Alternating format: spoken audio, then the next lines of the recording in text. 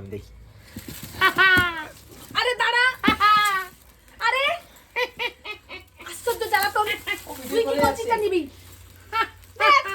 অপূর্ব কিন্তু ভিডিও করে যাচ্ছে। তুই কি কঞ্চিটা নিবি? জলদি খাও। এই তো এসে গেছি আমার বিয়ের গিফট নিয়ে। অনেক দিন ধরেই ভাবছিলাম বিয়েতে কী কী গিফট পেয়েছিলাম সেগুলো তোমাদের সাথে শেয়ার করব। তখন সবই রেকর্ড করে রেখেছিলাম, বাট তখন আর সময় হয়নি দেখানোর। শুনেছিলাম বিয়েতে নাকি সবাই খুব উল্টোপাল্টা গিফট প্রচুর পায়, বাট আমি একদমই উল্টোপাল্টা গিফট কিছু পাইনি। মানে কিছুই পাইনি বলতে গেলে। একটা দুটো শাড়ি হয়তো খুব একটা ভালো ছিল না, বাদবাকি সমস্ত গিফট যেগুলো পেয়েছি সবই আমার এসেনশিয়ালের মধ্যেই পড়ে। একে একে তোমাদের সাথে দেখাচ্ছি, জাস্ট দেখতে থাকো। সব কটাই কাজের জিনিস। এটাও ব্যাক করেছে, এটাও বেশ সুন্দর। এটা আইডেন্টিফাই করা গেছে, এটা হচ্ছে বাসুদেব মাঝি।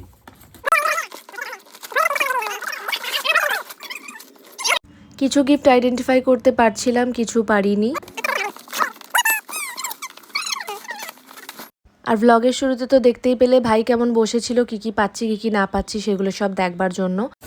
ইডলি মেকার, বাহ এটাও ভালো। তবে অনেকগুলো দামি দামি জিনিস আমি ডাবল ট্রিপল করে অবধি পেয়েছি। এটা কে? সোমনাথ।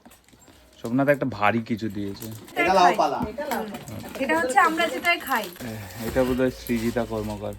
ছোটবেলায় জন্মদিন আমার এই কারণেই ভালো লাগতো যে এত এত গিফটস পেতাম আর সেগুলোকে ওপেন করতাম। ভীষণ পছন্দের, বাট সেম সেম পেয়ে যাচ্ছিলাম বারবার। এটা মেজর।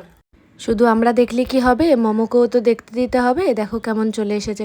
না, নিচে নিচে দাঁড়িয়ে আর হচ্ছে না, এবার আস্তে আস্তে দেখো কিরকম কোলে উঠে আসবে ধূপ করে। ওর সব দেখতে হবে একদম কাছ থেকে নিখুঁতভাবে খুঁটিয়ে, পুরো মানুষের মতো। মানে কোনো অংশে মনে হয় না দেখে যে ও একটা বানি। দারুণ জিনিস। আরজু আমাদের খুব একটা পছন্দের জিনিস দিয়েছে। ও ভাই সাহাব, আমি যেহেতু বাড়িতে ডিটক্স ওয়াটারও বানাই আর নানা রকমের জুস এটা ওটা বানানোর আমাদের টেন্ডেন্সি আছে। সেরা সেরা। এই গিফট খোলার সময় যেন মনে হচ্ছিল বাড়িতে একটা উৎসব লেগেছে। আমি, আমার বর, ভাই, মামি, মা সবাই মিলে দাঁড়িয়ে দেখছিলাম যে কি কি বেরোয়। এটা না প্রচণ্ড একটা ইন্টারেস্টিং বিষয়। যারা এই গিফট খোলাটাকে এনজয় করে একমাত্র তারাই জানে যে কি দারুণ একটা লাগে।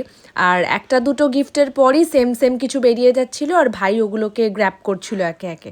তো লেটস দেখি আর কি পাই।